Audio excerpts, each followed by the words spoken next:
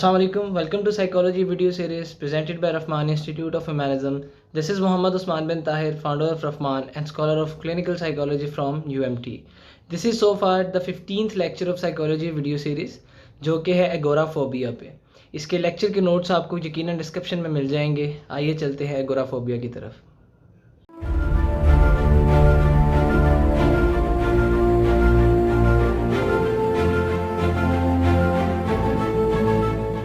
Okay, so another disorder from anxiety जिसको हम agoraphobia कहते हैं। अच्छा, ये कोई बहुत बड़ा नहीं है टॉपिक, ये थोड़ी सी चीज़ें हैं इसके अंदर मैं आपको बताऊंगा, आपको यकीनन समझ आ जाएगी।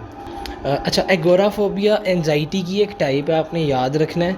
ये basically it is a fear of market place, कि बाहर जाने से मुंसलिक बहुत सारी चीज़ें हैं, लोगों में गिरद रहने से या बाहर निकलने से रिलेटेड है। मार्केट प्लेस इसलिए कहा है, आपको फियर होता है। इसी के साथ साथ एक बड़ी इंटरेस्टिंग चीज़ ये है कि it is a fear of fear, कि ये एक ऐसा फियर है जो कि ऑलरेडी एक आपके अंदर फियर है, उसकी वजह से ये जनरेट हुआ है। It is a fear of fear. Patients are generally afraid of having a panic attack in certain circumstances which leads them to avoid those certain circumstances. हमेशा आप याद रखें कि एगोराफोबिया तब ही होगा जब पैनिक अटैक्स आएंगे, ठीक है। क्योंकि एगोराफोबिया में आप सिचुएशंस को अवॉइड इसलिए करते हैं क्योंकि आपको पता है आपको पैनिक अटैक्स होने हैं और आप वो पैनिक अटैक्स लोगों के सामने नहीं करवाना देना चाहते, इसलिए क्योंकि आपको लगता है कि यहाँ से फिर मुझे कोई हेल्प नहीं करेगा और वहाँ से मेरे लिए इस्केप करना मुश्किल है, वहाँ पे मुझे हेल्प नहीं मिलेगी, मैं वहाँ पे फंस के रह जाऊँगा या रह जाऊँगी। ठीक हो गया। तो this is what agoraphobia. Agoraphobia मैं समझता हूँ itself a spectrum of panic attacks and disorder, वही बात होगी। वी यूजुअली से इट अकर्ड इन कंजक्शंस, आपने हमेशा याद रखना है। जो पैनिक डिसऑर्डर है ना, उसके कंजक्शंस के साथ ही होती है और आपको पैनिक अटैक्स आते हैं, ठीक है।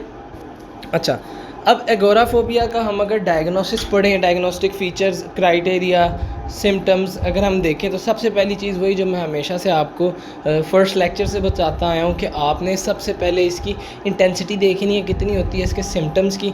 दूसरी चीज़ आपने इसकी ड्यूरेशन, टाइमिंग देखनी होती है कि क्या इसकी ड्यूरेशन है, कितनी देर तक ये होगा, तो हम कह सकते हैं कि भाई ये स्पेसिफिक डिसऑर्डर है, ठीक है। तो इसकी है more than equal to 6 months, यानी कि कम से कम 6 महीने आपको ये सिम्टम्स अगर मिलते हैं तो इसका मतलब है कि आप तब एगोराफोबिया का डायग्नोसिस दे सकते हैं। डीएसएम सबसे पहले कहता है जी कि there should be marked fear and anxiety.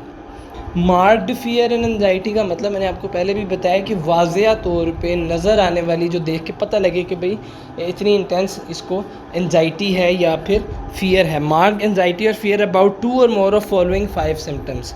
कहने का मतलब ये है कि आगे आपको डीएसएम 5 सिम्टम्स बताएगा जिनमें से 2 का होना लाजमी है एगोराफोबिया के लिए, ठीक है। लेट मी रिपीट, 6 महीने कम से कम जो है ना आपके लाजमी है इसके लिए, और आपको 5 सिम्टम्स में से 2 लाजमी हो, यानी कि वो जो 5 सिचुएशंस आपको बताएंगे, 5 सिम्टम्स आपको बताएंगे, उन 2 में आपको लाजमी मार्क्ड फियर और एंजाइटी होनी चाहिए। ये अल्फाज पे ज़रा ध्यान दिया करें क्योंकि यही आप लिखेंगे तो आपको मार्क्स मिलेंगे। और यही चूँकि देखो कुछ चीज़ें ऐसी हैं डीएसएम की जिनको आप हेर फेर नहीं कर सकते, कुछ चीज़ें हैं that you have to write in own words, लेकिन कुछ चीज़ें हैं जो कि आपने एग्जैक्ट लिखनी होती हैं। अच्छा, अब वो 5 सिम्टम्स और जो 5 आप सिचुएशंस आपको मैं बताने जा रहा हूँ ना, उसके लिए एक एक्रोनिम है, अगर आप उसको याद कर लें तो आपके लिए याद करना बहुत आसान है। कुछ लोगों को एक्रोनिम से याद हो जाता है, जैसे मैंने आपको एमडीडी में सिगी कैप्स बताए थे, इसी तरह से आपको इसमें मैं एक एक्रोनिम बताने लगा, आप उससे याद करना चाहिए, उससे कर लें। खुद से अगर आप कर सकते हैं आसानी से तो उस तरह कर लें। बहरहाल एक्रोनिम है lap toe, lap LAP, lap TOE, toe. Lap का मतलब गोद होता है, टो का मतलब अंगूठा, पाँव के अंगूठे को टो कहते हैं, ठीक है। तो लैप-टो LAPTOE, इससे ये 5 सिम्टम्स क्या बनते हैं। एल से सबसे पहले बनेगा, नोट्स देखें साथ साथ, लाइन्स।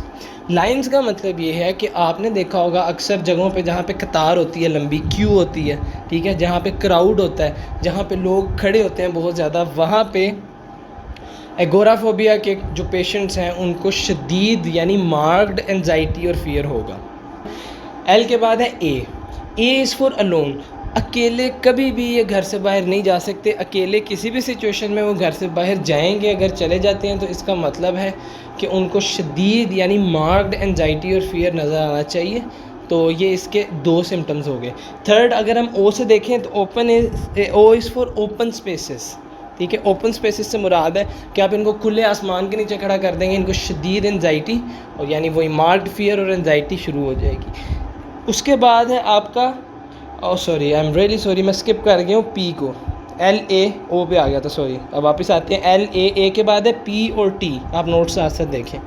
ठीक है, P और T is for public transport, LAPTOE। तो LA हमने कर लिया, तो P और T एक साथ आएंगे, that is for public transport. ये पब्लिक ट्रांसपोर्ट में सफ़र नहीं कर सकते, पब्लिक ट्रांसपोर्ट में इन्हें मार्क्ड एंजाइटी और फियर होगी कि ये वहाँ पे एन मुमकिन है गिर जाएँ, लेट जाएँ।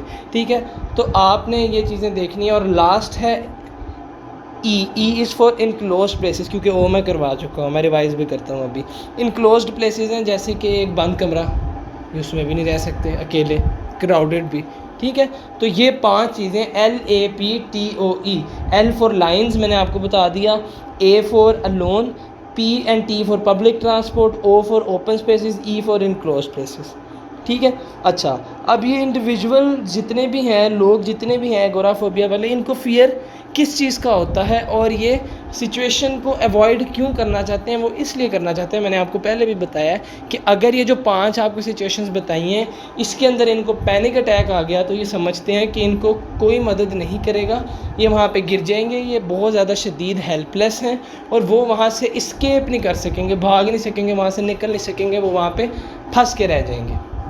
तो ये 2 क्राइटेरियाज़ DSM स्ट्रेट फॉरवर्ड इन्हीं लैंग्वेज में बताता है। उसके बाद वो कहता है जी, the agoraphobia situations almost always provoke fear and anxiety. ऐसा नहीं होना चाहिए कि भाई एक दफ़ा मैं सिचुएशन में चला गया, मुझे एनजाइटी होगी, दूसरी दफ़ा मैं गया हूँ तो नहीं हुआ, तीसरी दफ़ा गया हूँ हो गया, चौथी दफ़ा फिर नहीं हुआ। नहीं, हर दफ़ा जब जब ये 5 आपको सिचुएशन और सिम्टम्स बताई हैं, आपको इनसे मार्क्ड एनजाइटी और फियर लाजमी तौर पे होनी चाहिए एगोराफोबिया का डायग्नोसिस देते हुए। ठीक है, agoraphobic situations are actively avoided, required the presence of companion और इंड्योर्ड विद इंटेंस फियर और एंजाइटी। हमेशा ये जितनी भी सिचुएशंस हैं वो अवॉइड करने की कोशिश करेंगे, एक्टिवली अवॉइड होगी। ये नहीं कि एक दफ़ा अवॉइड कर दिया, दूसरी दफ़ा कहा चलो कोई बात नहीं, जैसे पहले मैंने बताया, हर दफ़ा सिचुएशन को अवॉइड करेंगे। इसलिए अवॉइड करेंगे क्योंकि इनसे इनको एंजाइटी होती है और एक कंपेनियन हमेशा ये साथ रखते हैं। ठीक है, उसके बाद जी, फियर और anxiety is out of proportion to actual danger pose by situation. वो जो सोच रहे होते हैं कि इस सिचुएशन से हमें इतना ज़्यादा नुकसान होगा या कोई हमारी मदद नहीं करेगा, हम इस्केप नहीं कर पाएंगे वहाँ से और पता नहीं क्या हो जाएगा, लेकिन इन एक्चुअल ऐसा नहीं है। एन मुमकिन है कि हर बंदा हेल्प करने के लिए आ जाए, एन मुमकिन है आपको हॉस्पिटल भी ले जाए, यानी it is basically out of proportion. फिर फियर और एंजाइटी जो है वो मैंने आपको बता दिया, ड्यूरेशन क्या होनी चाहिए सबसे पहले बता दिया, और मोस्ट इंपॉर्टेंटली हमेशा आपने जब भी डिसऑर्डर लिखना है तो उसको ये बताना है कि क्लिनिकली डिस्ट्रेस लाजमी होना चाहिए। इसके अंदर जो आपकी डेली फंक्शनिंग को इफ़ेक्ट करे, डिस्टर्ब करे, डिसफंक्शनिंग आए, तब ही हम उसको क्लिनिकली एबनॉर्मेलिटी या हम उसको डिसऑर्डर कह सकते हैं। अब हम इटियोलॉजिकल फैक्टर्स देखते हैं इसके थोड़े से, कि क्या वजूहात हो सकती हैं इसकी जेनेटिकली या किस हवाले से रिस्क फैक्टर्स हैं इसके। एक तो अगर यंग एज में, काफ़ी यंग एज में आपको पैनिक लाइक सिम्टम्स हों तो आपको एगोराफोबिया होने के चांसेस बहुत ज़्यादा हो जाते हैं। दूसरा, फीमेल जेंडर को एगोराफोबिया पैनिक सिम्टम्स हैं तो उसको काफ़ी ज़्यादा हाई चांसेस हैं कि एगोराफोबिया हो। फिर बजाते ख़ुद जिसको पैनिक अटैक्स आते हैं, पैनिक डिसऑर्डर्स हैं उसको, तो उसको क्या चांसेस हैं ज़्यादा कि वो एगोराफोबिया में आ सके। ज़रूरी नहीं है कि जिसको पैनिक डिसऑर्डर है या पैनिक सिम्टम्स हैं उसको एगोराफोबिया हो, लेकिन ज़्यादातर यही देखा गया है कि जिसको ये पैनिक डिसऑर्डर्स या पैनिक सिम्टम्स होते हैं वो उसको एगोराफोबिया हो जाता है। ठीक है, फिर आपकी अगर फैमिली में कोई हिस्ट्री मौजूद है इस तरह की तो आपको 61% चांसेस हैं कि आपको ये जो है एगोराफोबिया हो जाए। इसके अलावा वही आपने अगर कोई ट्रॉमेटिक इवेंट देख लिया है या कोई आपने मतलब बचपन का एब्यूज़ है, कोई अटैक है या ब्रीवमेंट है ख़ुसूसन जिसको कहते हैं बहुत ज़्यादा सोग, तो भी आपके चांसेस हैं। फिर टेम्परामेंटल है जिसमें आपके न्यूरोटिक ट्रेट्स आ जाते हैं, वो भी काफ़ी हद तक पार्ट प्ले करते हैं आपके एगोराफोबिया में भी और भी बाकी एंजाइटीज़ में भी। अच्छा, डिफरेंशियल डायग्नोसिस इसका हम 1, 2, 3, 4, 5 एंड 6 डिसऑर्डर्स के साथ करेंगे। अब वही जो 5 स्टेप्स बताए हुए हैं वो आपकी बेसिक्स होनी चाहिए, आप उसको याद कर लें, अच्छे से उसको समझ लें। जल्दी से इसके डीडीज करते हैं। सबसे पहले हम इसको डिफ्रेंशिएट करेंगे स्पेसिफिक फ़ोबिया के साथ। स्पेसिफिक फ़ोबिया क्या है उसका भी एक पूरा भी लेक्चर देते हैं आपको।